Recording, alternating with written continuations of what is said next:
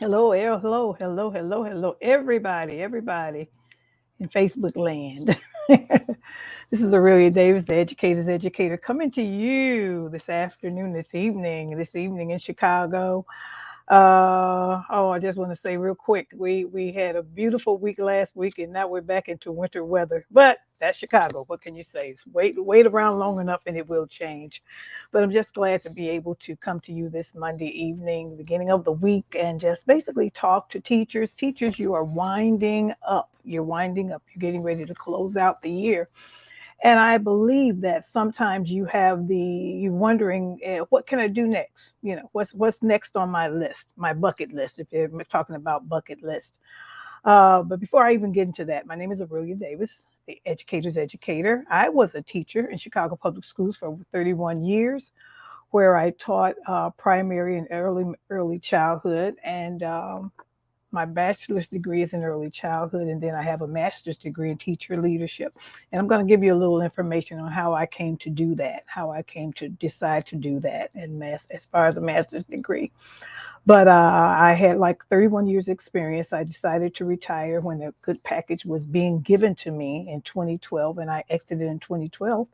And since that time, I've been coming on live and doing lives. I have a website, aureliadavis.com. Feel free to go over to my website to see exactly what my offerings are. I do curriculum development for children that are being homeschooled or either preschool children. I do have a STEM card. I do have STEM cards out for preschool, just a little bit of everything. Just go over to my website and see some of the offerings that I do have in place right now. And this particular segment is about professional development. When I first started teaching, my first and foremost goal was to open up a daycare center. I think I've stated that before, but I just want to go a little bit more into it. My first and foremost goal was to open up a daycare center. I have always loved teaching preschool and preschoolers. I love that age, that particular age group. And so even then, even before I started teaching for CPS, I did have experience. I did have about 3 year experience teaching at Malcolm X College, where in the Child Development Center. And during that particular time, what I was doing I served as a model. Our particular Child Development Center served as a model for people that were going into child development. So there was 3 classrooms, and then there was a room where you can just sort of look and see exactly what was happening in the rooms day to day with the children. So my experience expanded over into preschool. And then what I did do after that is I was able to work with and recruit volunteers for Girl Scouts of Chicago. I recruited volunteers for Girl Scouts of Chicago and trained volunteers for Girl Scouts of Chicago. So I said that to say this, that I have experience with children, and then I have experience working with adults. And so, as an educator, those are the type of opportunities that come to you on a regular basis. That comes to you on a regular basis, working with adults and working with children, training adults or doing workshops for adults. And then, what also happened while I was teaching is that I had the opportunity to become a mentor, to do mentoring for Chicago Public Schools. At that particular time, I think there was a time when they were doing a heavy recruitment of teachers, a heavy recruitment of individuals that wanted to go into teaching, and so it was a program out where if you were a teacher already, you can go into a training session where you would learn how to train teachers, and it was interesting because at that particular time, all you needed was a degree, just a regular degree, and then you would go to college, and then what would happen is they would give you the necessary classrooms, development classrooms, or method classes in order to learn how to teach in a classroom. So we had all kinds of individuals coming in. We had lawyers, we had social workers, we had people that were in the medical field, that was going into this particular mentoring program for Chicago Public Schools. I'm sure that it does not is no longer in existence, but at the same time, they have put something else in its place. But we would train people to be teachers that had degrees in other areas. And then we would train individuals that had degrees just to how to be substitute teachers, how to go, because there was a great shortage in the system at that particular time, especially in Chicago and in Illinois, especially in Chicago. So I had those kind of opportunities given to me, and I took advantage of them. I really did take advantage of them. I became a mentor. I had experience training adults and recruiting adults, volunteers, and then I did have experience teaching in preschool settings, in a preschool setting. So that was child development, So I did have the little ones, and then my experience with teach with children even became more involved when I was able to teach second grade all the way up to third grade. So I was able to work with a large number of children from various age groups, which basically looks good on a resume. Looks good on a resume. So I was also I was also the individual that when I had, when professional development would come up, I would take advantage of it. I would take advantage of it. And so as I took advantage of it, then that added to my list of experiences. That's what I'm trying to say. That added to my list of experiences. And once that list was in place, then I was basically able to write my own ticket as to what I wanted to do and how I wanted to do it. So after those particular professional development workshops and working with mentoring and different things like that, I also had the opportunity to get my master's degree from Roosevelt University in teacher leadership. And I felt that that particular opportunity was going to give me a lot of experience. And plus, it would basically broaden my arena as to what I can do as an educator, what I can do as an educator. So I already had the experience of working with children and teaching children.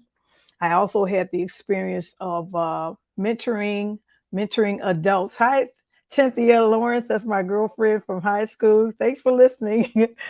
I had that opportunity for teaching children. I had so many student teachers throughout the years that I was able to mentor. Then I did mentor adults that wanted to be educators. So it only made sense to go into the field of teacher leadership, which I got my master's degree in. So what I'm saying is this, that as you as an educator, whatever field you're in, especially if you're in education, there's such a vast variety of other areas and things that you can do as an educator. If you started out as an educator, the education field itself has so many titles, and they have even added on some new titles that since I have been gone, I think instructional leaderships and those types of titles and things like that. The only thing that I say that you should be very careful of when you're tapping into going into, say, for instance, coming out of the classroom, that's what you call it. When you're getting ready to come out of the classroom and you're going to tap into another field that includes education, you need to investigate it as much as possible. You need to find out exactly how long it's been in existence, and then you need to find out if it's going to be something that's going to be in existence in the next 3 to 4 or 5 years. Because with education, unfortunately, with education, something is here today and gone this afternoon because they're always trying to find new, innovative ways to teach children. And they're trying to always find those individuals that can go into those particular fields in order to teach children better. And so right now, the word STEM, science, technology, engineering, and math is the buzzword. STEM and STEAM, science, technology, engineering, art, and math is the buzzword. So people and individuals are starting to go into those particular fields to get to get as much experience so that they can go into schools that are offering STEM education or STEAM education. But like I said before, the field of teacher leadership, that's something that's ongoing. Teachers are always going to be Someone's always going to be working with teachers, be it in the classroom or outside the classroom, giving professional development, giving workshops. All of these things are going to be needed. So that particular field, teacher leadership, is a long-lasting field or a long-lasting career in the field of education, a long-lasting field in the field of education. And then, of course, we're all there always, to have a degree in education, and then being going into to social work, or going into psychology, or becoming a counselor. I've known a lot of individuals that have gone from the classroom into counseling, going from the classroom into psychology, going from the classroom into social work, because these are all of the resources that are needed in the field of education. So every once in a while, if you have a tendency to just sort of look up shortages that might be in the field of education at that particular time, then you just need to tap into those particular shortages and see exactly. It might be where you just need like a certificate in it. If you don't have to necessarily go back for a master's degree. A lot of colleges are offering certificates in a lot of these extra careers. But if you decide, it is always good, I feel, to have a master's degree. And I attended a conference about a month ago.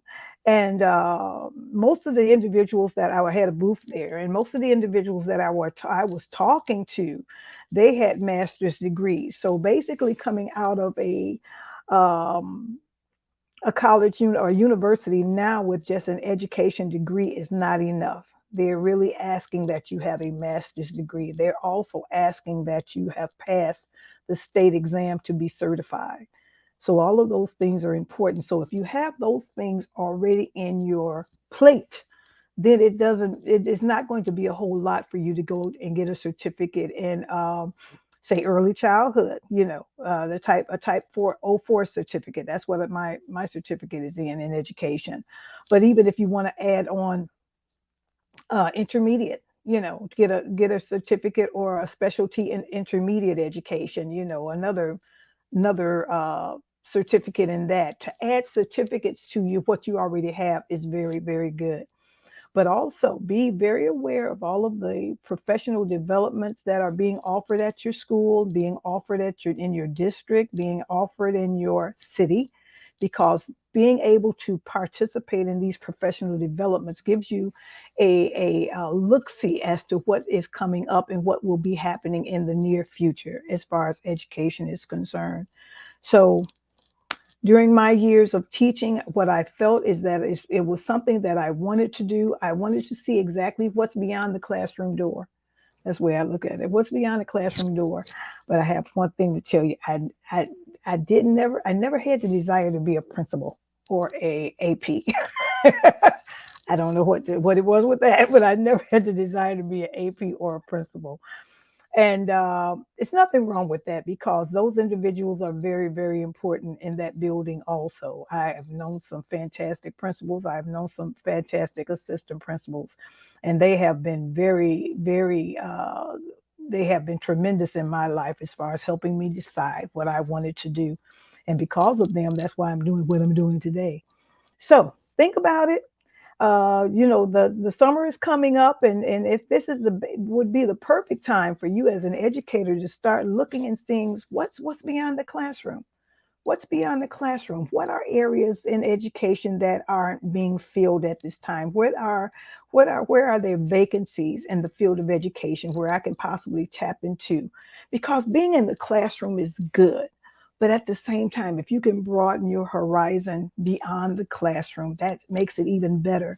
I've always wanted to be able to work with individuals that teach children. Work with individuals that teach children. So the mentoring is very, very passionate. I have a very passionate. I'm very passionate about mentoring teachers and giving them advice, especially after I have been able to teach for as long as I did, and then be able to just share my experiences to help somebody stay in the field, to help somebody stay in the field. At this particular point in time, there is another shortage in the field of education. It basically happened after the pandemic. But those teachers, if you have left the field, take a second look. take a second look and see how you can possibly go back into the field of education to do something different in the field of education. Counselors, psychiatrists, mentors, tutors, all of those things because children still need you. Children still need you. Well, this is AureliaDavis.com coming to you on a Monday afternoon. I'm just glad you were able to sit and listen for a little while. But teachers, think about what's beyond the classroom as far as professional development and what other areas you can go into in the field of education. I'm sure you'll be surprised as what's being offered to you out there. So go over to my website, AureliaDavis.com, look at my offerings, and hope to talk to you again. Take care and have a great evening. Bye bye.